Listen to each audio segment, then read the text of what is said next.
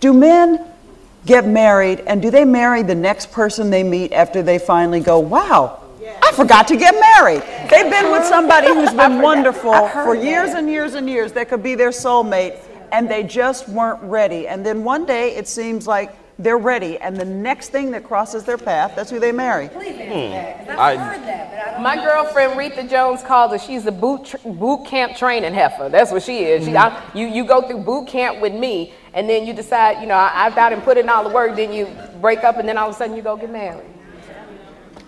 Is that true?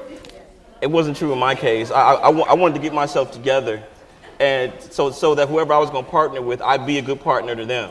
So it wasn't about, I just made so many mistakes, so many bad choices, and I allowed myself to be chosen by women that weren't going to encourage me. I just made some bad choices. So I really, no, not to me, not when I got married. No, it wasn't me. Hill? I think it's true for some men, and this is how and why. I think that some men get to a point on the maturity level, and they realize that the way they've been thinking all along about I got to get here, then add this person was wrong.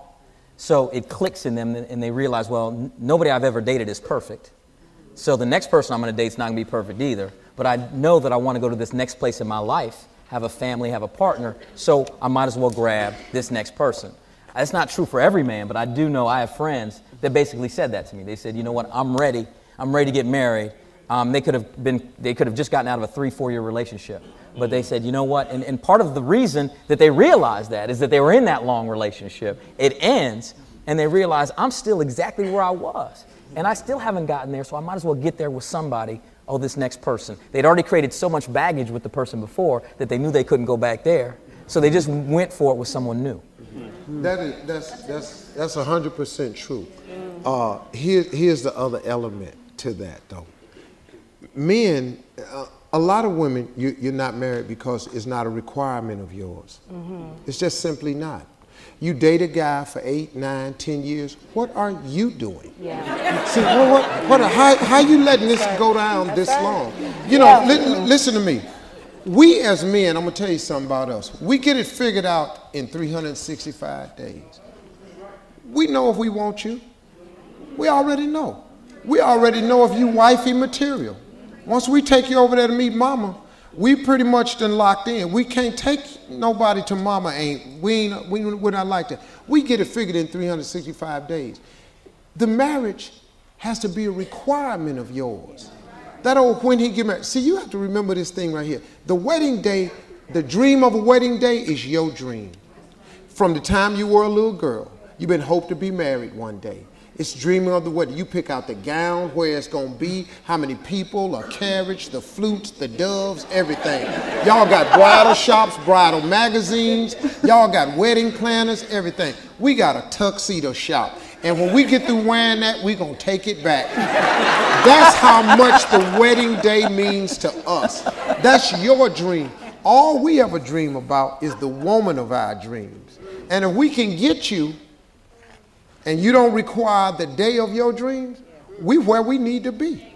I got to find a woman who's everything to me, and you don't require a day. So now you've been with this man 6, 7, 8, 9, 10, 12, 14 years, and ain't got a ring on your hand and a day. That's because, and please know he loves you. Please know he'll die and kill for you. But you ain't required no day. Now because the bitterness is built up, now y'all break up. Now guess what? The next woman come along, she requires a day. Sherri? I just, I appreciate being here. I appreciate listening to Jimmy and Hill and Steve about the other side of it. I'm not ready to go over and take a dip in the snow just yet. I love my black men. There's been men that have done me wrong, but I still believe there are many, many good black men out there. And I'm sitting here and I'm going, I am here. So I say, don't give up. Enjoy the journey. Jacque, what's the solution? Well, I don't know what the solution is, and that was part of the reason that I wanted to be here, because I think that one of the biggest problems that we're having with relationships with black men and black women is a lack of communication. I think Hill said it right off the bat. We do need to talk. We do have misconceptions about each other, and there is a lot of anger and bitterness on both sides. I think women are angry and bitter, many of us, and I think a lot of men are angry and bitter. And I think that we do need to have more conversations like this and try to figure out solutions. We need to move the conversation forward. Absolutely. You know what I mean? Because there is a tragedy happening in our community, and that's the demise of the black family.